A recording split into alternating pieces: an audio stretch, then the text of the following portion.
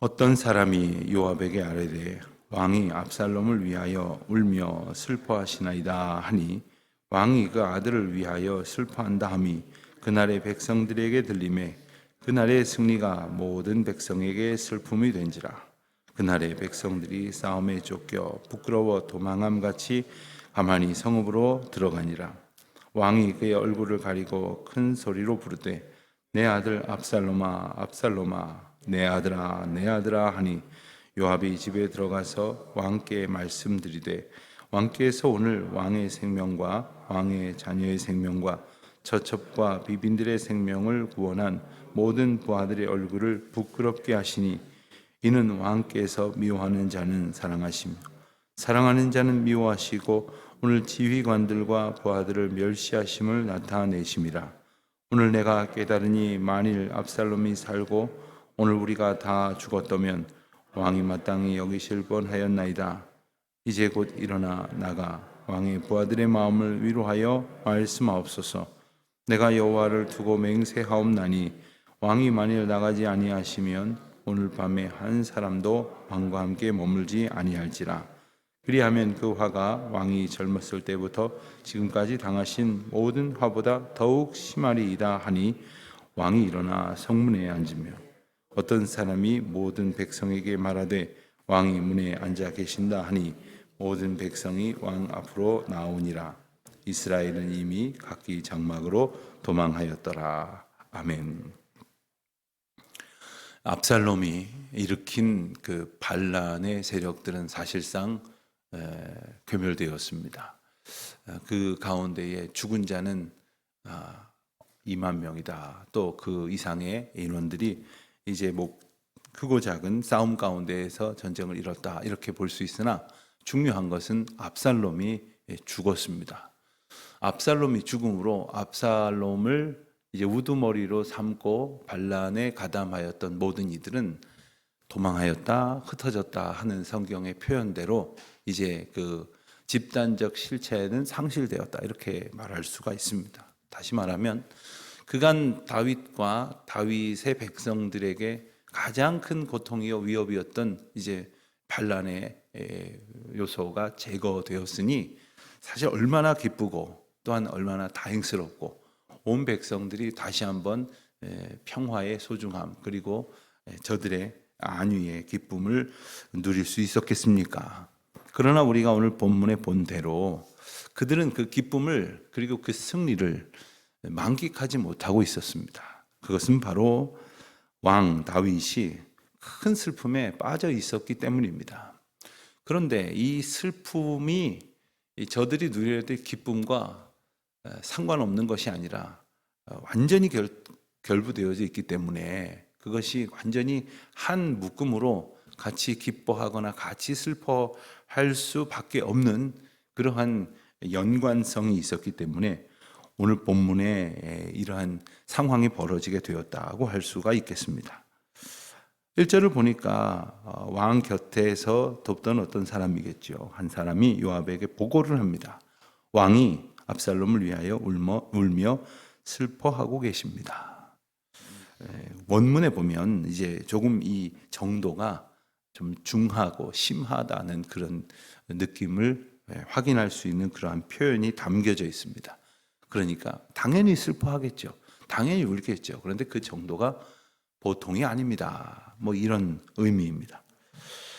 왕이 슬퍼하는 것은 압살롬을 위한 것이었고, 그리고 압살롬을 위한 것은 압살롬의 생명과 이제 압살롬이 더 이상 대면할 수 없는, 존재할 수 없는 상황인데, 그것은 바로 그 전쟁을 승리하게 된 결과이지 않습니까?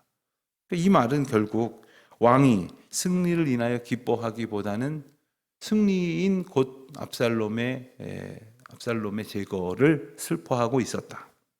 그런 상황 가운데에서 백성들은 전쟁에 이긴 것을 기뻐할수록 왕이 슬퍼할 만한 일을 더 부각시키는 것이 될 것이니 눈치를 볼 수밖에 없었겠죠. 그래서 2절은 표현을 하기를 왕이 그 아들을 위하여 슬퍼한다 함이 그날의 백성들에게 들리매 그날의 승리가 모든 백성에게 슬픔이 된지라. 이것은 다윗의 슬픔이 그들에게도 슬픔이 되었다는 이야기가 아닙니다. 다윗이 압살롬을 잃어버린 것으로 인하여 사랑하는 왕의 아들을 잃어버렸으니 우리도 슬프다, 이게 아니라 자신들이 이겼던 승리가 승리로 인정받지 못하기 때문에 슬펐다는 뜻입니다.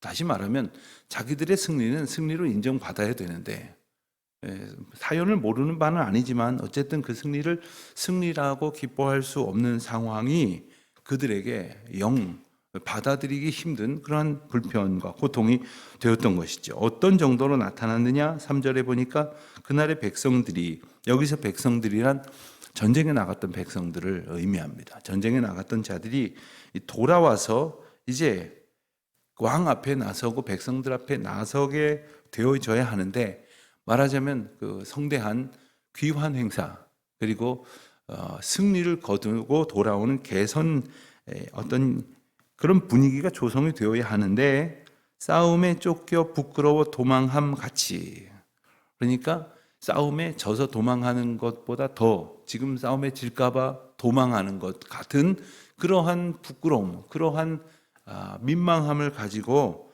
조용히 마치 이 패잔병이 들어오는 것 같이 그렇게 성읍으로 들어왔다 하는 겁니다. 이 말씀을 보니까 그런 생각이 떠오르더라고요. 요즘이야 그렇게 뭐 이렇게 숨길 수도 없이 정보가 다 드러나 있지만, 예전에 보면 국제 대회에 나갔던 우리 운동선수들이 좋은 경기 결과를 얻으면 아주 그 환영객들도 많이 모일 수 있는 그런 시간대에 귀국을 공지하고, 그래서 인천공항이, 그전에는 김포공항이 아주 터져나갈 정도로 큰 환영 인파를 맞으면서 이렇게 귀국을 하게 될 때가 있는데, 더러는 아주 뭐 큰 실패를 경험했다 그러면 어떻게 됩니까? 그냥 말 그대로 쥐도 새도 모르게 내일 오후에 귀국합니다 해놓고 그냥 새벽 비행기로 그냥 귀국해서 본래 이렇게 사라지고, 텔레비전 카메라 기자가 쫓아가서 뭐 한 장면을 찍을 수도 없게 그렇게 조용히 귀국했다, 이런 이야기를 들은 적도 있었던 것 같습니다. 요즘은 뭐 일반 네티즌들이 더 잘 알아요. 그래서 어디서 비행기가 떴으니 언제쯤 온다 뭐 이러고서는 가자 뭐 이러고 가서 환영도 하고 또 가서 또 비난도 하고 뭐 그럽디다마는, 지금 이 백성들은 승리를 거두었어요. 승리를 거둔 이 승리가 얼마나 중요한 승리냐 하면, 압살롬의 군대가 결국 정권을 찬탈해 가면 자기들은 전부 다 종이 되는 거예요. 전부 다 죽임을 당하거나. 왜요? 반란군이 볼 때는 이들이 반란군이니까 이들은 결코 함께 할 수 있는 세력이 아닌 것입니다. 반란군이 볼 때 반란군이요, 또 이쪽에서 볼 때는 압살롬의 군대가 반란군인데, 저들은 이제 죽기 아니면 살기의 심정으로 싸울 수밖에 없으니 그 싸움에 승리한 것은 너무나도 중요한 것일진데 부끄러워 도망함 같이 피하고 있었다. 지금 왕의 슬픔이 결과적으로 백성들의 슬픔이 되고, 왕의 슬픔이 결국 그들이 도망자처럼 피해야 하는 그런 상황이 되었다는 겁니다. 자, 그럼에도 불구하고 다윗은 그러한 형편을 읽어내지 못하고 큰 슬픔의 고백을 합니다. 오늘 본문에서 우리는 다윗의 슬픔과 함께 요압의 좀 이해하지 못할 만한 태도를 보게 됩니다. 요압은 5절 이하의 말씀을 보니까 왕께 들어가서 말씀을 드렸다 하지만, 이 내용을 보면 사실 왕에게 들어가서 이렇게 공손한 태도로 왕께 한 말씀 아뢰오니 하고 이렇게 말했다고는 도무지 볼 수 없는 그러한 강한 어조로 왕을 질책하는 내용이 가득합니다. 여러 주석서를 보니까 대체로 그러한 분위기를 인정을 합니다. 그리고 분위기의 그 소위 톤이 어느 정도일지를 이렇게 짐작을 하는데, 저와 여러분들이 말씀을 읽으면서 느꼈던 것처럼 이것은 보통의 신하가 왕에게 할 수 있는 이야기의 수준을 넘어서는 아주 협박에 가깝고, 그리고 권면하는 것이 아니라 통첩을 하는 것 같은 그러한 내용들로 가득 차 있습니다. 처음에는 지금 이 전쟁의 승리는 왕의 생명뿐 아니라 왕의 가족들과 그리고 부하들을 비롯한 모든 국민들을 이게 생명으로 건진 그런 사건인데, 이 슬퍼함으로 인해서 군대에 나갔던 이들을 부끄럽게 하고 계신다 하는 이야기를 지적하는 것으로부터 시작을 합니다. 6절에서 보면 이것은 미워할 사람을 미워하고 사랑해야 될 사람을 사랑하지 못하는 분별력을 잃어버린 행동이라는 지적을 합니다. 그리고 정말 왕이 슬퍼하는 것처럼 압살롬이 죽지 않고 살면, 그래서 그들이 죽지 않고 승리하면 이건 어떻게 되는 노릇이냐고, 그럼 우리가 다 죽게 된 것이 아니냐고, 그럼 왕인들 무사했을 것 같으냐는 그런 이야기를 하고 있는 것입니다. 일면 다 맞습니다. 요압의 말이 어느 한 구석 틀린 구석이 있습니까? 그러나 요압은 다윗의 슬픔을 헤아리지 못했습니다. 다윗은 또한 자기의 슬픔에 갇혀서 다른 이들의 사기나 또한 이 전장에 나아가서 목숨을 걸고 싸웠던 이들의 어떤 그 마음을 헤아리지 못했습니다. 오죽하면 7절 말씀 이하에 보면 요압은 왕에게 말을 하기를 당장 나가서 백성들을 위로하지 않으면 아무도 당신 곁에 없을 겁니다. 이 말을 바꿔 말하면 내가 군대를 다 뺄 겁니다. 이 말은 또 곧 뭡니까? 내가 압살롬처럼 군대를 다 몰고 길을 건널지도 모릅니다 하는 이야기예요. 이건 단지 왕을 좀 강한 어조로 권면하는 이상의 엄청난 협박이 담겨져 있는 겁니다. 아니 자기가 뭔데?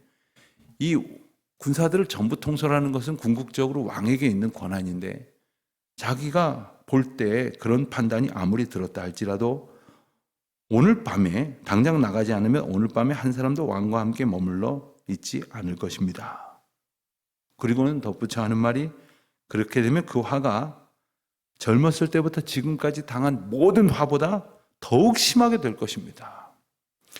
이게 도무지 부하가 왕에게 할 수 있는 말일까? 아무리 생각을 해봐도 이해가 되지를 않습니다. 그런데 지금 그렇게까지 말을 하는 것은 다윗이 비록 왕이었지만 요압이 그만큼 강한 힘을 가지게 되었다는 자기 확신에서 비롯된 이야기라고 할 수 있을 것입니다. 말할 것도 없이 요압은 압살롬을 죽였습니다. 그렇기 때문에 이 다윗의 슬픔은 가장 불편하게 여겼던 사람은 바로 자기 자신이에요. 왕이 슬퍼하면 슬퍼할수록 자신이 압살롬을 죽이고 그 반란을 진압한 것이 마치 잘못된 결과를 가져온 행동인 것처럼 비춰질 수밖에 없는 것을 견디지 못하는 겁니다. 자기 슬픔에 갇혀있는 다윗이나 자기 의에 갇혀있는 요압이나 결국 자기가 높여지지 못하고 있음으로 인하여 슬퍼하고 불만하고 있는 인생의 모습을 보여주고 있는 것입니다. 우리도 마찬가지입니다. 예컨대 교회 생활을 하다 보면 교회 공동체가 다양한 생각을 가진 많은 사람들이 모여 있다 보니까 이리도 가자고 할 수도 있고 저리도 가자고 할 수도 있으나 결국에는 그 많은 생각들과 이야기를 나눠진 끝에는 예수 그리스도께서 이끄시는 한 방향으로 가고자 마음을 모으고 하나님 앞에 겸손히 기도함으로써 순종하는 그 과정에 이르게 되는데, 그러는 중에 부득불 자기가 가지고 있는 생각, 자기가 꺼내놓은 생각대로 되지 않는 경우가 있습니다. 목사도 그럴 수 있고 또 교회의 여러 직분자들도 그럴 수 있습니다. 나는 이렇게 되지 않고 저렇게 됐으면 좋겠는데, 나는 예배당을 저쪽에 짓지 말고 이쪽에 짓으면 좋겠는데, 나는 예배당을 짓지 말고 이렇게 했으면 좋겠는데, 예배를 이렇게 드리지 말고 저렇게 드렸으면 좋겠는데, 정말 크고 작은 생각들이 너무나 많아요. 다양한 생각들이 있습니다. 그런데 결국 합력하여 선을 이루시는 하나님 앞에 모두가 겸손히 그의 인도하심으로 인하여 기뻐할 때 어떤 이들이 가지고 있는 아쉬움이나 혹은 불만이나 이런 것들도 다 그 앞에서 녹여지게 되는데, 그것을 결국 버리지 않고 있으면 어떤 이는 슬픔을 안고 어떤 이는 불만을 안고 제각각이 가지고 있는 그러한 마음의 불편함을 안고서 따라가는 이가 그리스도의 인도하심 앞에 온전히 순종할 수 있겠느냐 하는 질문을 우리는 가져야 합니다. 우리가 신앙생활을 해 나아가는 데 있어서 생각보다 큰 장애물은 바로 우리의 생각 속에 있습니다. 내 마음이 그리스도께서 인도하시는 그 은혜의 자리로 따라가지 못하게 만들고 있습니다. 내 생각대로 되지 아니하였다는 불만, 또 내가 원하는 대로 다른 사람들이 슬퍼하지 않고 기뻐하지 않는다고 하는 생각들, 내 생각에 사로잡혀서 이 모든 상황을 이끌어 가시는 하나님의 인도하심 앞에 겸손히 내 마음, 내 생각을 내려놓지 못하고 있는 저마다의 고집 때문에 슬픔에 갇혀 있는 자는 여전히 슬픔 속에서 헤어나지 못하고 있고, 자기 의에 갇혀 있는 사람은 자기 의를 슬픔 속에 빠져 있는 왕 앞에서도 주장하고 있는 그러한 모습을 보게 되어지는 것입니다. 이상적인 이야기이겠습니까? 다윗은 백성들의 마음을 이해하고 또 요압은 왕의 마음을 이해하였더라면, 그래서 서로 위로하고 서로 격려하고 그리고 서로 하나님께서 주신 마음 앞으로 모여들었다면 다윗은 위로를 얻었을 것이고, 그리고 요압은 그 마음 가운데서 왕을 헤아리는, 그리고 모든 백성들의 마음을 함께 위로하고 주님의 도우심을 얻는 그러한 걸음으로 가지 않았겠습니까? 오늘 우리 자신이 아무리 다른 것들이 중요하다 그래도 결국 자기 기분이 너무 중요하고 자기 만족이 너무 중요한 그런 시대 속에 살아가고 있습니다.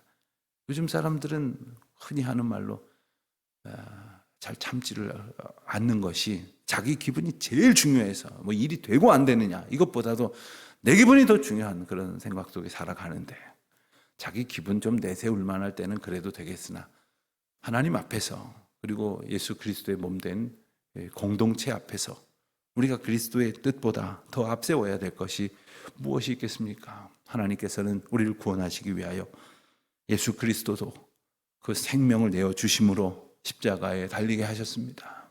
슬픔으로 따지자면 반란을 일으켰다가 아들 잃어버린 다윗과 비교할 수가 있겠습니까?